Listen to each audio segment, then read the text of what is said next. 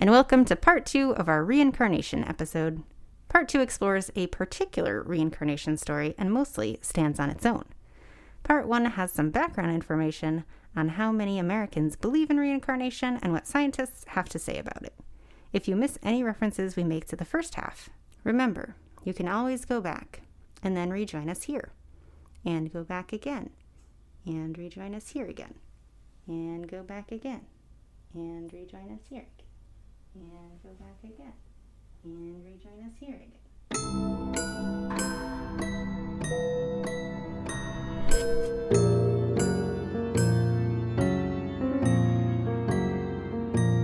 Death Party! So, the story of James Huston and James, I'm going to say Leininger? Oh, Leininger. do we want to... No, I'm just going to pronounce it wrong and y'all are going to deal with it. We could just watch that Netflix show real quick. I'm going to say Leininger because it's better. James L. James L. The story of James H. and James L. So we'll call it the James and James case. Yeah, that should clarify. It's very clear. It's been told a lot of times as far as reincarnation stories in America go. So there are two people named James in this story right off the bat, not confusing it at all. If you're into the woo like me, you have encountered this story before, but maybe we'll include some details you missed. Or maybe you're just here for the sass, so you can just sit through it again. But if you haven't heard it before and you're not here to get sassed, we'll give you an idea of what the hell is going on. If you're not here for sass, you're in the wrong place. What are you doing buddy? here? Yeah. Get out. Leave me alone. Throws a vase at the wall. Smashes. I just asked what you wanted for lunch. Don't you talk to me like that. Maybe we should just have a breakdown every episode. Give the fan what they want. Carrie, is that what you want? Hello, number one fan. So little James was about 2 years old when he started having vivid nightmares of what eventually was understood to be another life. One of the common things with past life recall is that it usually happens in children and usually only between the ages of learning to talk and 6 or 7. Usually. We'll get to that later. The main theory is that kids are sort of a blank slate, being that they're new here and all, and if reincarnation is a thing, then they're fresh out of that transition into their new life.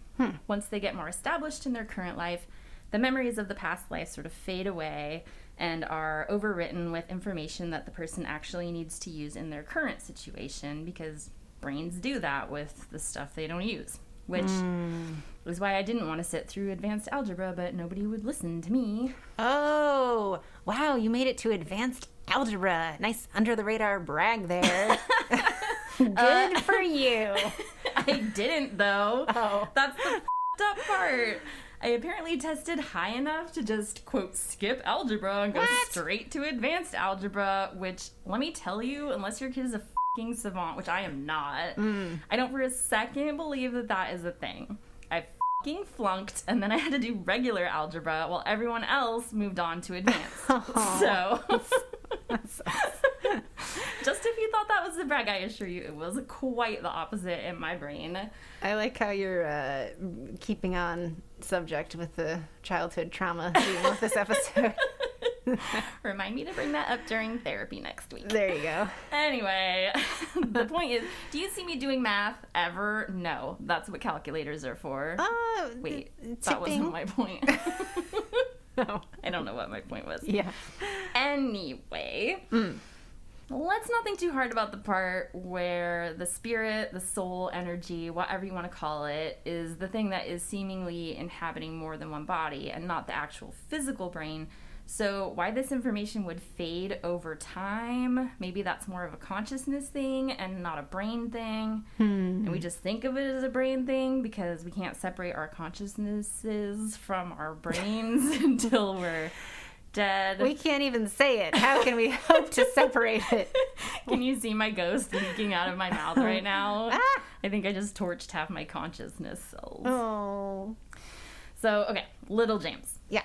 In his nightmares, he was trapped in a crashed and burning plane that had been shot down at Iwo Jima, which he was also able to point out on a map later, by a Japanese plane with a red sun painted on it. Oh. He told his parents that his plane had been hit in the front in the engine and had crashed into the ocean, killing him.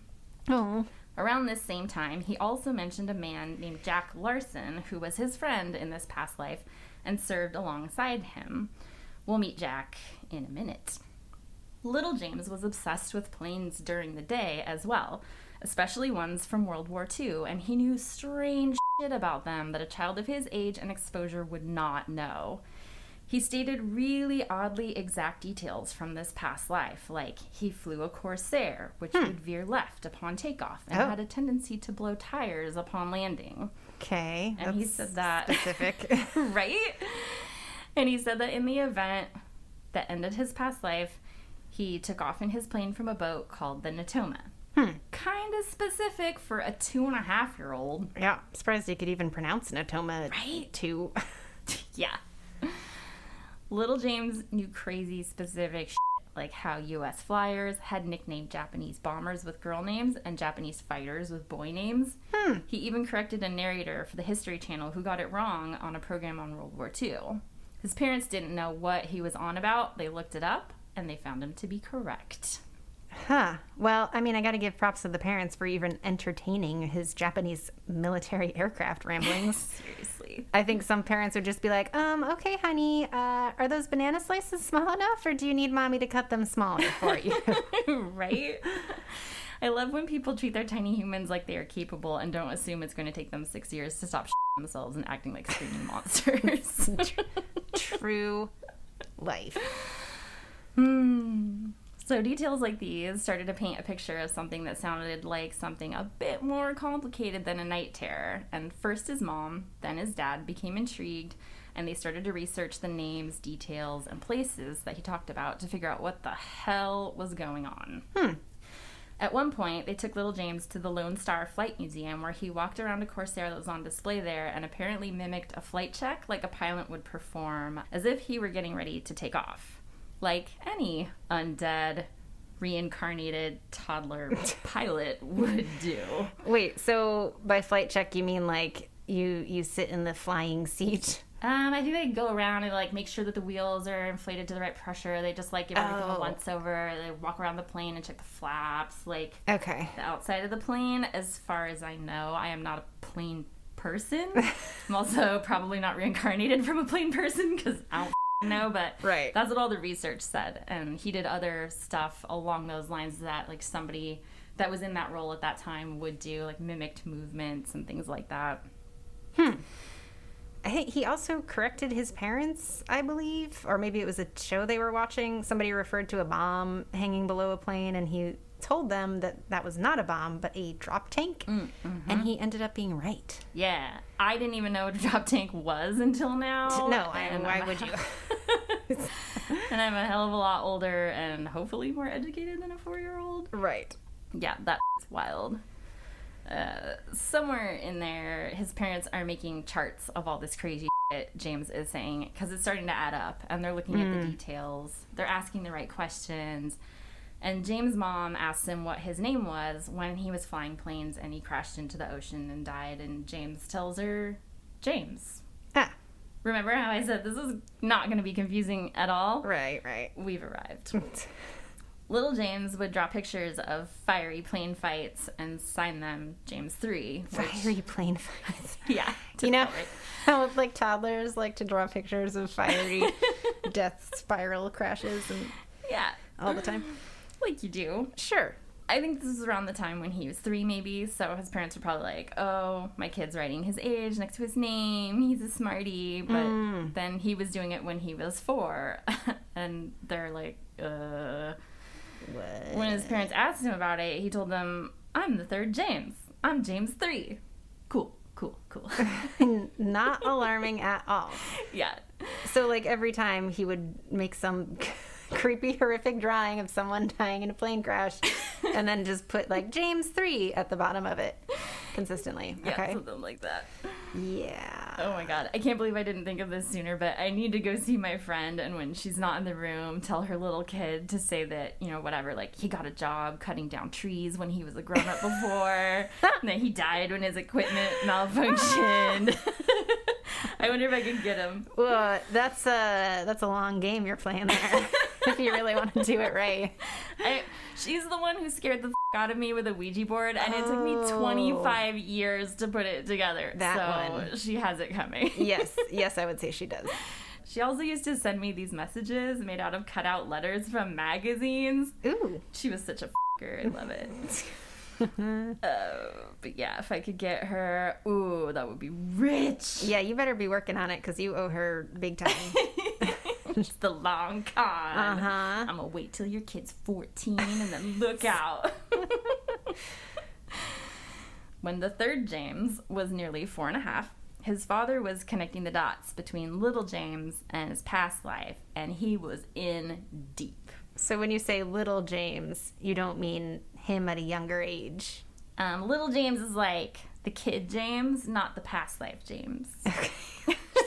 So many Jameses. You this is going to be confusing. Keep up. Right. And this is after I watched the TV show version of it. So you should know better. And read Jim Tucker's book. And yeah. Yeah, so sorry whoever's listening, because you're probably like, wait, who? I'm not going to slow down. I'm going for it. Just got to power through it. Just buckle your plane seatbelts. Do your flight checks. Yeah. With your tiny hands. Get your helmet on. So little James's father went undercover and attended an Natoma Bay reunion pretending to be writing a book about it. Damn. This guy has my heart. This is totally some harebrained scheme I would come up with. I'm imagining him in a trench coat and crumpled fedora. This was like 2002, but still. Okay, oh my God. First of all, I take exception to you calling this harebrained. Yeah, maybe I make fun of tinfoil hats, but now you're going to come after me for my trench coat and fedora preferred method of dress? I'm insulted. Also, this is absolutely on my bucket list. Okay. Real life excuse to pull off a trench coat and fedora ensemble. Check. Of course, my bucket list does mostly consist of remaking scenes from cartoons, but in real life, is that an Instagram account yet? Undoubtedly, but what's one more? Oh, man. There was a period in my life where I thought I was going to be a private investigator. Honestly, it's not off the table. Oh my God, me too! What? Are you my soulmate right now? Yes! Okay. Jesse told me about a scene in this old movie, Chinatown, where Jack Nicholson keeps a bunch of cheap watches in his glove compartment. So when the old gumshoe wanted to know when a car left a certain place, he would wind one of them up and put it behind the tire of the car. So since the car had to back out of the space to leave, he would go by later and pick up the smashed watch. Yes. Which told him when the car had smushed it without having to sit there and watch it all night. Yes. Pure f***ing genius. I never got over it. Okay, scrap the podcast. We're going into business as private investigators. Whoa. Can we be private investigators with the podcast? Oh, well, sure. Yeah, okay. Great. Okay, so if anyone out there has a mystery you need solved, call us up. We are open for business. I'll make a sign tomorrow. Order us some trench coats. How many do you think is good? Like 10? 10 apiece? Oh. Maybe get 30 just in case we need to be prepared. I'm so excited. Camouflage trench coats, black trench coats, navy trench coats if you have to go in the ocean after a perp. We can be like following somebody wearing a trench coat, and then they just kind of spot us, and they're like sort of onto us, right? So then you like peel off your trench coat, you have a different colored trench coat under that trench coat. Yes. Boom. They don't know who you are anymore. Maybe it's a skin colored trench coat, so you look like you're naked from a distance. And then they just start running, and then you have to tackle them. And then your skin-colored trench coat's flapping in the breeze. Sometimes and they're like, people are wearing skin-colored pants and like a shirt, and I do this like quadruple take because surely they are not just walking around in no pants. No. Okay, no, they have pants on. Wait, do they really have pants on? Okay, they have pants on. Yeah. And it just keeps going. I do have to say that probably the most appealing part of the private investigator job is the trench coats. It's part of it, definitely. And also the lurking, because I am just a natural lurker anyway. And I like like to just under street lights at night, just sort of leaning there. like hanging out where people maybe can't see me, and then I just can observe. I guess what I'm saying is I'm already an amateur creep. Why not be a professional? Go pro. I would make a terrible alcoholic because I'm a lightweight, but I've always wanted one of those crystal decanters with like whiskey, and then I get super mad and I like smash the glass against the wall. Yeah. Not to glamorize alcoholism because it was a serious thing. Right. And, you know, not to... Okay, I'm just going to stop. She had a frown that went on for days and legs that wouldn't quit. I could tell as soon as she walked in that she was going to be trouble. We're also going to need really shitty cameras. Oh, yeah. Like the manual ones. Oh! And it's like clicks super loud, so then the person you're following like turns around and you have to pretend you're not following them. Ooh, I'm all jazzed up to solve some crimes. Yeah. All right, pull yourself together, you broad. Yes. Okay, I'm just practicing. Good job. Ooh, I think you're ready. Broads. All right, so back to sorry people. Okay, so this whole time, little James had been saying that undead James, the pilot guy, Okay. past that guy, Yeah. Soldier James. James the second, Sure. Air Force James? pilot guy, Pilot James. His plane was shot in the front in the engine. So this kid was like, yeah, my plane was shot in the front in the engine. But up until now, no one is able to confirm or deny this because, hello, the plane had crashed and sunk into the ocean. You're not getting that shit back. Oh, yeah. While at the reunion, under fucking cover like a cool In the bitch, trench coat. James' father uncovered that there had indeed been one plane shot down at Iwo Jima. Only one. And the pilot's name was James. Ba-ba-bum! I know. So, James Huston Jr. was a fighter pilot who had lived and died a tragic death decades before little James was born. He had flown a Corsair. What? He had been shot down in his plane at Iwo Jima and perished in the ocean. No. And he was named after his father, James Huston Sr. So many Jameses. Making so many Jameses. Making James Huston Sr. the first James, James Huston Jr. the second James, Right. and little James Leininger the third James. Oh! Bum, bum, bum. Oh! Are you convinced yet? If you say no, I'm never speaking to you again. Whoa, whoa, whoa, whoa, whoa. Let's pump those brakes. Okay, listen. This is a man's life at stake. Wait, no, he's already dead. He's already I'm dead. it back. It's fine. Let's slow it down. Counteroffer. What if I told you I stopped listening a while ago and I'm still hung up on processing life as punishment until we build up enough good karma to kick life to the curb for good? Why does everyone's counteroffer start with "I stopped listening a while ago"? Who else's counteroffer are you listening to? No, it's cool. It's cool. I'm just gonna keep going. Yeah. Yes, I mean, there is that.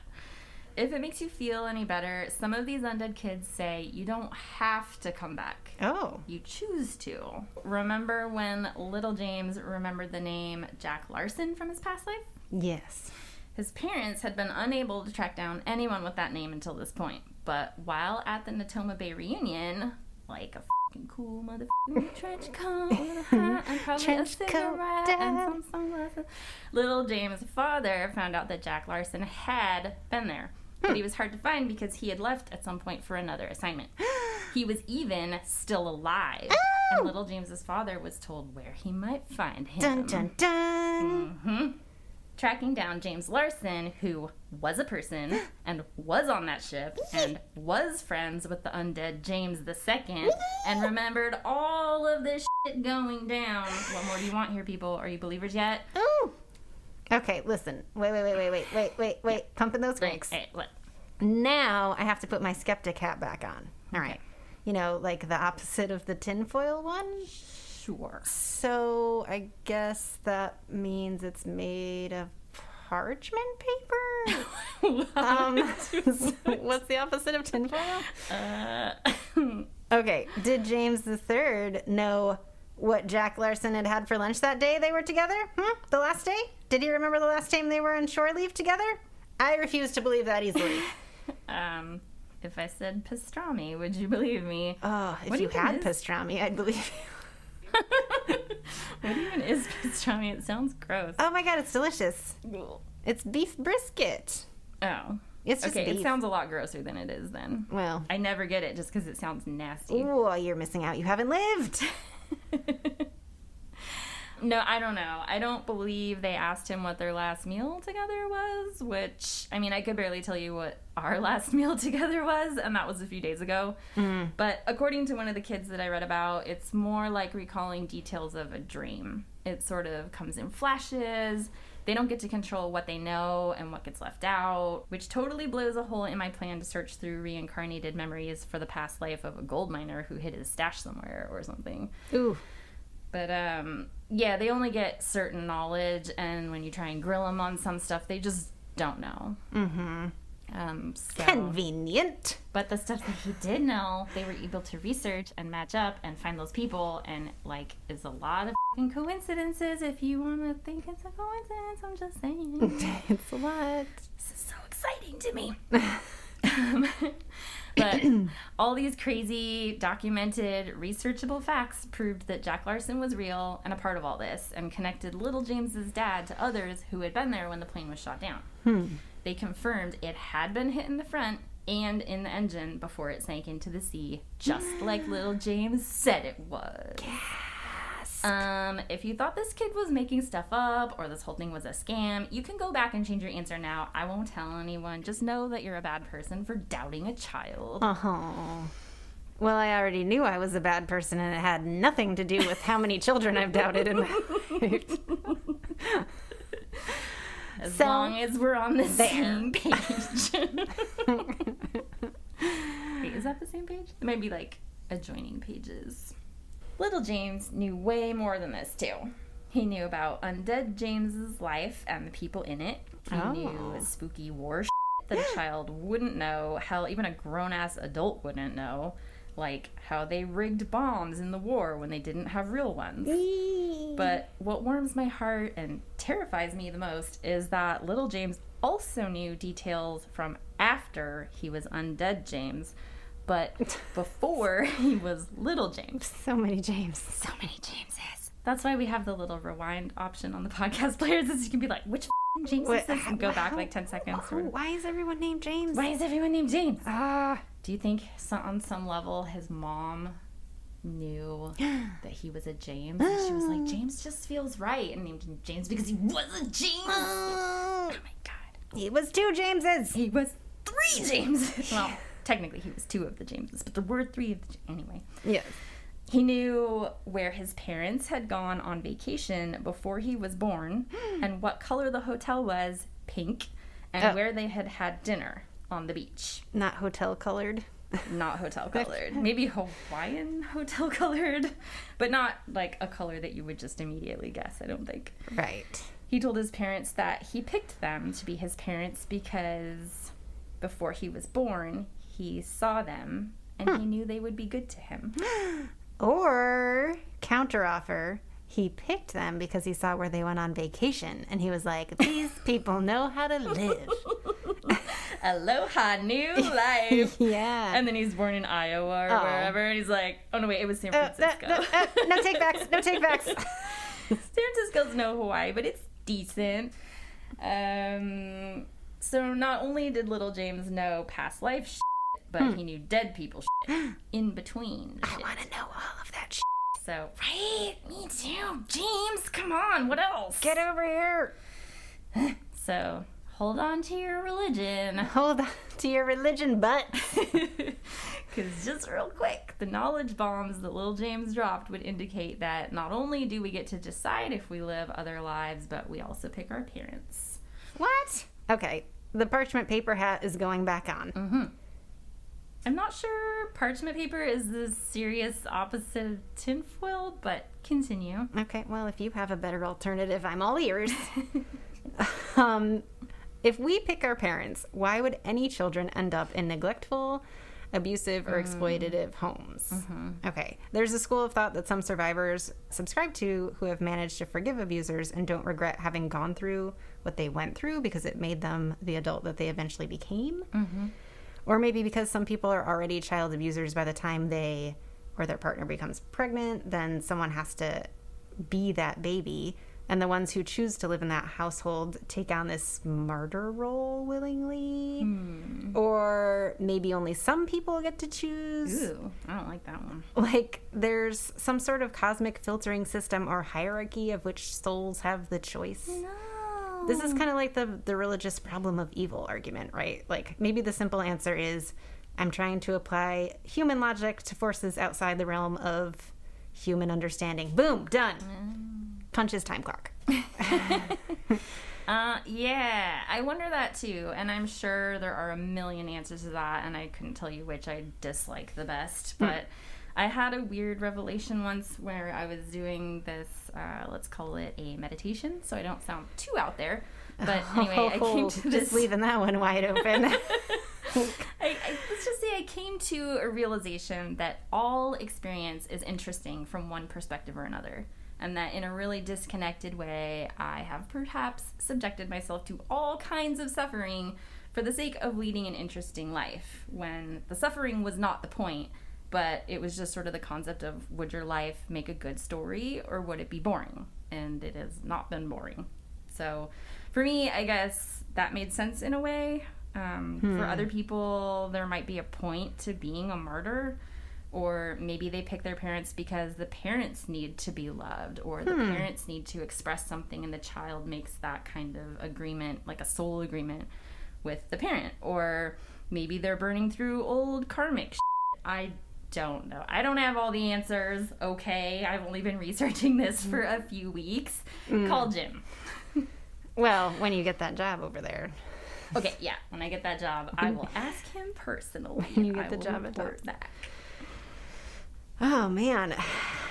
Is it possible to come back as an inanimate object? I want to be reincarnated as, like, a piece of debris that traveled from Fukushima here. That would be fascinating, no? Like, to float around in the ocean, just making your way through the gigantic garbage patch and winding up on the shore of another country. So you want to be reincarnated as garbage? I guess I basically just said that, yes. Poof! Done! Oh!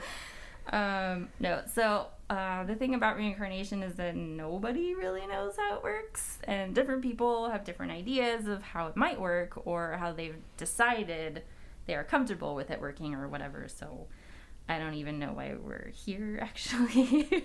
Here, like, doing this podcast, or, like, here at all? Here doing that, well, both, now that you mention it. Oh. I need to not be thinking anymore. I was going to say that nobody's certain how reincarnation works, but they mostly agree that you don't come back as a piece of sea trash. Damn it. You come back as something with what we've decided has a sentience or a soul or something of that nature, which, I don't know. I guess if your belief system says that sea trash has a consciousness, then you're in luck. Silver lining. But more commonly, the story goes that you either come back as a human or you come back as human, animal, plant, etc., all the way down to, but for some reason not including bacteria and viruses or something of that nature. I prefer the term sea cast-offs to sea trash, by the way.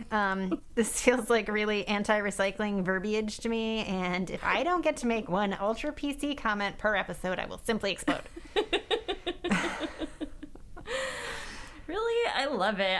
In fact, I'm going to put it in the Urban Dictionary as a new fashion style that is like the gutter punk version of mermaid glam. Ooh. Maybe I'll make a cologne. Yes. It'll be like sea trash for her, for him, for them. For they. For they. Kate Moss, call me. I have a gig for you. Oh, she's going to be all over this. Mm-hmm.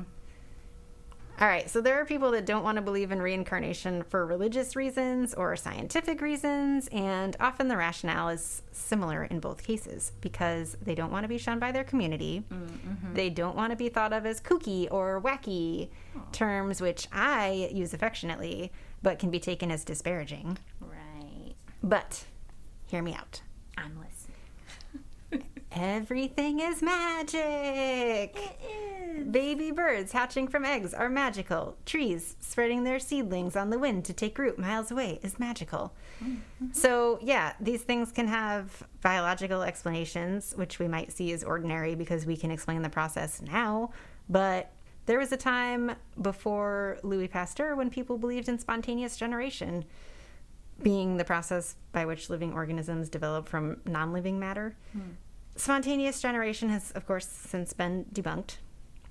But at one point, people believed it was the explanation for the origin of life, until Pasteur proved it to be incorrect. My point is, however life works, it's incredible to perceive and be a part of it. So the stigma attached to looking into the endless possibilities of how it all works is just short-sighted.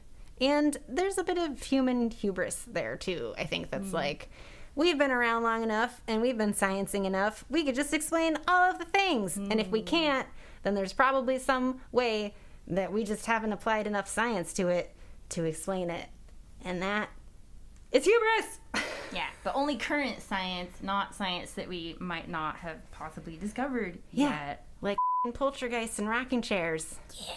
G-idiot. Gotta figure this rocking chair thing out. It's the rocking chairs are gonna crack the code.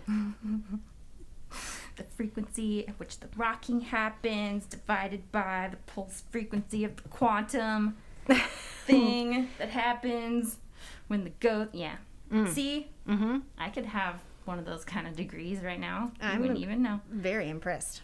While researching this episode, I ended up on Quora, of all places, which honestly I should know better, but I wanted to see what people think about being reincarnated as inanimate objects, and that's what came up. So that led me down a whole weird rabbit hole of people's questions and ideas about reincarnation, where I landed on the best question of all: how can I find my reincarnated dog?